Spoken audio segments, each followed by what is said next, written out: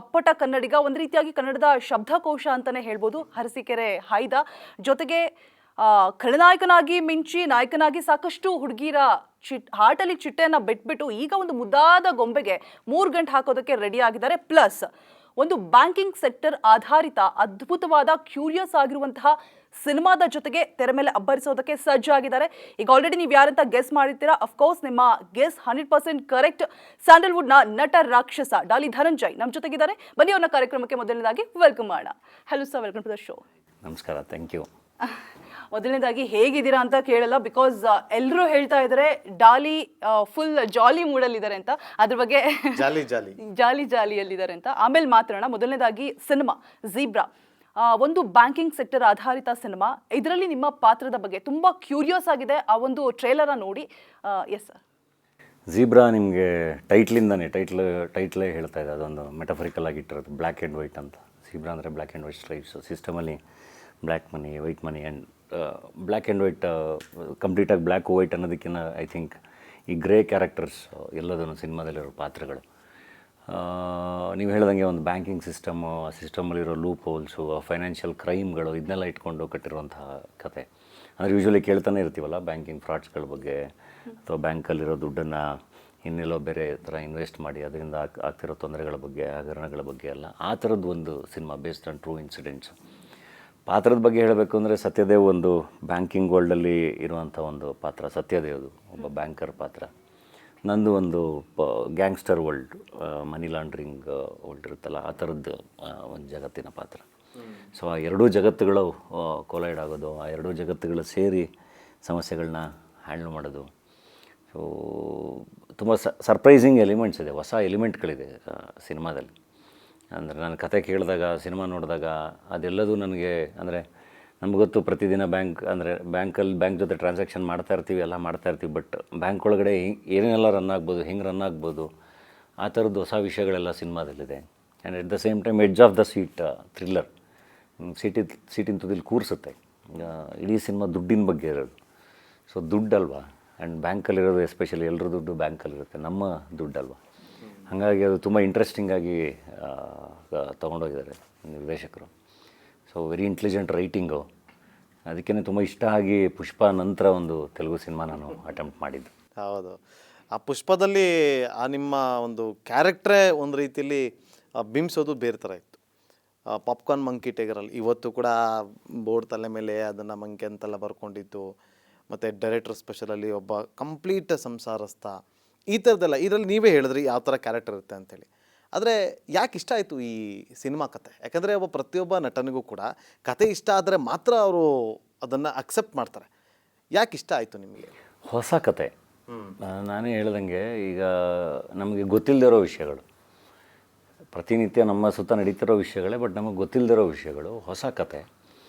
And usually content oriented ಸಿನಿಮಾಗಳು ಅಂದಾಗ ತುಂಬ ಸೀರಿಯಸ್ ಆಗಿ ಒಂದು ಬೇರೆ ಅಪ್ರೋಚಲ್ಲಿ ಹೇಳಿರ್ತಾರೆ. ಬಟ್ ಇದು ತುಂಬ ನೀಟಾಗಿ ಒಂದು ಮಾಸ್ ಎಂಟರ್ಟೈನರ್ ಸಿನಿಮಾ. ಅಂದರೆ ನಿಮಗೆ ಆ ಸಿನಿಮಾದ ಕಂಟೆಂಟ್ ಮತ್ತು ಆ ಮಾಸ್ ಎಂಟರ್ಟೈನ್ಮೆಂಟ್ ಎಲ್ಲದು ತುಂಬ ಚೆನ್ನಾಗಿ ಬ್ಲೆಂಡ್ ಆಗಿದೆ. ಆ್ಯಂಡ್ ಒಳ್ಳೆ ಸ್ಟಾರ್ ಕಾಸ್ಟ್ ಇತ್ತು, ಒಳ್ಳೆ ನಿರ್ಮಾಪಕರು ಆ್ಯಂಡ್ ನಿರ್ದೇಶಕರು. ಅವರು ಬಂದು ನರೇಷನ್ ಕೊಟ್ಟಾಗಲೇ ಅವರಲ್ಲಿ ಕ್ಲಾರಿಟಿ ತುಂಬ ಚೆನ್ನಾಗಿ ಕಾಣ್ತಾ ಇತ್ತು. ಆ್ಯಂಡ್ ಇಂಟೆಲಿಜೆಂಟ್ ರೈಟಿಂಗ್ ಆದ್ರೂ ಈಗ ಬ್ಯಾಂಕ್ ಟ್ರಾನ್ಸಾಕ್ಷನ್ಸು ಇನ್ನೊಂದು ಮತ್ತೊಂದು ಎಲ್ಲ ಇದು ಕಾಮನ್ ಮ್ಯಾನ್ಗೆ ಅರ್ಥ ಆಗಂಗೆ ಮಾಡ್ತಾರೋ ಅನ್ನೋ ಒಂದು ಪ್ರಶ್ನೆ ಇತ್ತು ನನಗೆ. ಅದನ್ನು ಎಷ್ಟೇ ಇಂಟೆಲಿಜೆಂಟ್ ರೈಟಿಂಗ್ ಆದ್ರೂ ಅದನ್ನು ತುಂಬ ಸಿಂಪಲ್ಲಾಗಿ ಅರ್ಥ ಆಗೋಂಗೆ ಸಿನಿಮಾದಲ್ಲಿ ಅದನ್ನು ಕನ್ವೆ ಮಾಡಿದ್ದಾರೆ. ಹಾಗೆ ಸಾಕಷ್ಟು ವಿಷಯಗಳು ಝೀಬ್ರಾದಲ್ಲಿ. ಆಮೇಲೆ ಒಳ್ಳೆ ಟೆಕ್ನಿಷಿಯನ್ಸ್ ಟೀಮು.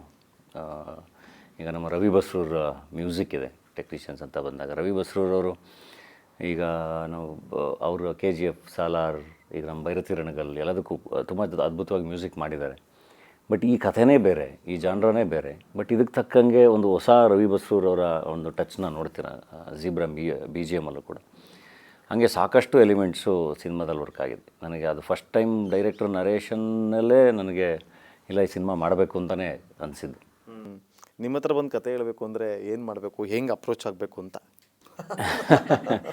ಯಾಕಂದರೆ ಇವತ್ತು ಕ್ಯೂನಲ್ಲಿ ನಿಂತಿರ್ತಾರೆ, ನಿಮ್ಮನ್ನು ಕಾಂಟ್ಯಾಕ್ಟ್ ಮಾಡೋದೇ ದೊಡ್ಡ ವಿಚಾರ. ಅಂಥದ್ರಲ್ಲಿ ನಿಮ್ಮನ್ನು ಕಾಂಟ್ಯಾಕ್ಟ್ ಮಾಡಿ ಕತೆ ಒಂದಿದೆ, ಕತೆ ಹೇಳಬೇಕು ಅಂತ ಅಪ್ರೋಚ್ ಮಾಡಬೇಕು ಅಂದರೆ ಹೇಗೆ? ಕೇಳೋದಿದೆಯಲ್ಲ, ಅದು ಬಹಳ ಕಷ್ಟದ ಕೆಲಸ. ಕತೆ ಕೇಳೋದು ನೆಕ್ಸ್ಟ್, ಕತೆಗೆ ನಿಮ್ಮ ಹತ್ರ ಹೇಳಬೇಕು ಅಂದರೆ ಅಪ್ರೋಚ್ ಹೇಗೆ ಮಾಡಬೇಕು? ಹೇಗೆ ಬಂತು ಸರ್? ಗಂಟೆಗಟ್ಟಲೆ ಕತೆ ಹೇಳ್ತಾರೆ, ಅದೊಂದು ತುಂಬ ಕಷ್ಟದ ಕೆಲಸ ಕತೆ ಕೇಳೋದು ಆ್ಯಕ್ಚುಲಿ. ಇಲ್ಲ, ನಾನು ಯೂಶ್ವಲಿ ಈಗ ಕೆಲವೊಬ್ಬರು ನನಗೆ ಗೊತ್ತಿರೋರ ಮೂಲಕ ಕಾಂಟ್ಯಾಕ್ಟ್ ಮಾಡ್ತಾರೆ, ಅಥವಾ ನಮ್ಮ ಟೀಮ್ಗೆ ಯಾರಿಗಾರು ಕಾಂಟ್ಯಾಕ್ಟ್ ಮಾಡ್ತಾರೆ. ನಾನು ಅವಾಗ ಸಿನಾಪ್ಸಿಸ್ ಕಳಿಸ್ಕೊತೀನಿ. ಸಿನಾಪ್ಸಿಸ್ ಎಲ್ಲ ನೋಡಿ ಟೀಮ್ ಬಗ್ಗೆ ಎಲ್ಲ ಕೇಳ್ತೀನಿ. ಅದು ಇಂಟ್ರೆಸ್ಟಿಂಗ್ ಅನಿಸಿದ್ರೆ ಆಮೇಲೆ ಕಥೆ ಕೇಳ್ತೀನಿ. ಈ ಕಥೆ ಬಂದಿದ್ದು ನಮ್ಮ ಸತ್ಯದೇವ್ ಫೋನ್ ಮಾಡಿ, ಬ್ರದರ್ ಈ ಥರದೊಂದು ಕಥೆ ಇದೆ ಕೇಳಿ, ತುಂಬ ಚೆನ್ನಾಗಿದೆ, ನಿಮ್ಗೆ ಇಷ್ಟ ಆದರೆ ನೀವು ಮಾಡಿದ್ರೆ ಚೆನ್ನಾಗಿರುತ್ತೆ ಅಂದರು. ಸೊ ಸತ್ಯದೇವ್ ಮೂಲಕ ಬಂದಿದ್ದು ಕಥೆ ಇದು. ವರ್ಲ್ಡ್ ವೈಡ್ ರಿಲೀಸ್ ಆಗ್ತಾ ಇದೆ November 22. ಏನು ಅನ್ನಿಸ್ತಾ ಇದೆ, ಏನು ಎಕ್ಸ್ಪೆಕ್ಟೇಷನ್ ಇದೆ? ದುಡ್ಡಲ್ವಾ, ದುಡ್ಡು, ಬ್ಯಾಂಕು, ಇದೆಲ್ಲದು ಎಲ್ರಿಗೂ ಕನೆಕ್ಟ್ ಆಗುವಂಥ ಎಲಿಮೆಂಟ್ಸೇ. ಇವಾಗ ನಾವು ತೆಲುಗಲ್ಲೇ ಶೂಟ್ ಮಾಡಿದರೂ ಕೂಡ ನಾವು ಕನ್ನಡದಲ್ಲಿ ನಮ್ಮ ಡೇಡೇಲ್ ಮುಸ್ತಫಾ ಟೀಮ್, ಶಶಾಂಕ್ ಏನು ಟೀಮನ್ನೇ ಡಬ್ ಮಾಡಿರೋದು. ಸೊ ಅದು ನಾವು ಸಿನಿಮಾ ನೋಡಿ ಖುಷಿಯಾಗಿ ಇದು ಪಕ್ಕ ಕನ್ನಡ ಸಿನಿಮಾ ಅನ್ನೋ ಥರನೇ ಡಬ್ ಮಾಡೋಣ ಅಂತ ಹೇಳಿ ಎಫರ್ಟ್ ಹಾಕಿದ್ದು. ಇವತ್ತು ಅದು ಕನ್ನಡ ಸಿನಿಮಾ ಅನಿಸೋ ಅಷ್ಟೇ ಚೆನ್ನಾಗಿ ಡಬ್ಬಿಂಗ್ ಕೂಡ ಆಗಿದೆ. ನಮ್ಮದು ಇವಾಗ ನಡೆಯುವಂಥದ್ದು ಅಂದರೆ ಇವತ್ತು CCTV ಕ್ಯಾಮ್ರಾಗಳಿರುತ್ತೆ, ಎಲ್ಲ ಕಂಪ್ಯೂಟರೈಸ್ಡ್ ಇದೆ, ಎಲ್ಲ ಇದೆ. ಬಟ್ ಸ್ಟಿಲ್ ಡಿಜಿಟಲ್ ಯುಗದಲ್ಲಿ ಯಾಕೆ ಆಗುತ್ತೆ, ಸ್ಟಿಲ್ ಆ ಲೂಪೋಲ್ಸ್ಗಳನ್ನೆಲ್ಲ ಇಟ್ಕೊಂಡು ಹಿಂಗೆಲ್ಲ ಆಟ ಆಡ್ಬೋದು, ಅಥವಾ ಆ ಥರದ ಇನ್ಸಿಡೆಂಟ್ಸ್ಗಳನ್ನೆಲ್ಲ ಇಟ್ಕೊಂಡು ಹಿಂಗೆಲ್ಲ ಪ್ಲೇ ಮಾಡಿದ್ದಾರೆ ಅನ್ನೋದನ್ನು ತುಂಬ ಚೆನ್ನಾಗಿ ಕಟ್ಕೊಟ್ಟಿದ್ದಾರೆ. ಅದರಿಂದ ಹೊರಗೆ ಬರೋದು ಹೇಗೆ ಅಂತ ಏನಾದರೂ ಟ್ರಿಕ್ಸ್ ಕೊಟ್ಟಿದ್ದೀರಾ? ಬಿಕಾಸ್ ಅಷ್ಟೊಂದು ಫಿನಾನ್ಷಿಯಲ್ ಕ್ರೈಮ್ಸ್ ಆಗ್ತಾ ಇರುತ್ತೆ, ಎಲ್ಲದನ್ನು ತೋರಿಸಿದ್ದೀನಿ ಅಂತ ಹೇಳ್ತಾ ಇದ್ದೀರಾ. ಅದರಿಂದ ಹೊರಗೆ ಬರೋದೇ ಇವಾಗಿನ ಕಾಲದಲ್ಲಿ ಒಂದು ದೊಡ್ಡ ಸವಾಲು ಆಗಿಬಿಟ್ಟಿದೆ. ಇದಕ್ಕಿದ್ದಂಗೆ ಬ್ಯಾಂಕಿಂದ ಅಕೌಂಟಿಂದ ಹಣ ಹೋಗ್ಬಿಡುತ್ತೆ. ಇವಾಗ ಮೊನ್ನೆ ಒಂದು ಇನ್ಸಿಡೆಂಟ್ ನೋಡಿದೆ, ಮೆಸೇಜ್ ಬರದೇ ಇರೋ ಹಾಗೇನೆ ಅಕೌಂಟಿಂದ ಹಣ ಹೋಗ್ಬಿಟ್ಟಿದೆ, ನಮ್ಗೆ ಯಾವುದು ಮೆಸೇಜ್ ಬರಲ್ಲ. ಸೊ ಏನಾದರೂ ಟ್ರಿಕ್ಸ್ ಇಟ್ಟಿದ್ದೀರಾ ಆಚೆ? ಅಲ್ಲ, ಆ ಥರದ್ದು ತುಂಬ ಆಗ್ತಾ ಇದೆ. ಐ ಥಿಂಕ್ ಪಾಪ ಪ್ರತಿ ಸರಿನೂ ಅದನ್ನು ಹೆಂಗೆ ಮಾಡ್ತಿದ್ದಾರೆ ಏನು ಅಂತ ಡಿಕೋಡ್ ಮಾಡಿ ಅಪ್ಡೇಟ್ ಆಗ್ತಾನೆ ಇರ್ತಾರೆ.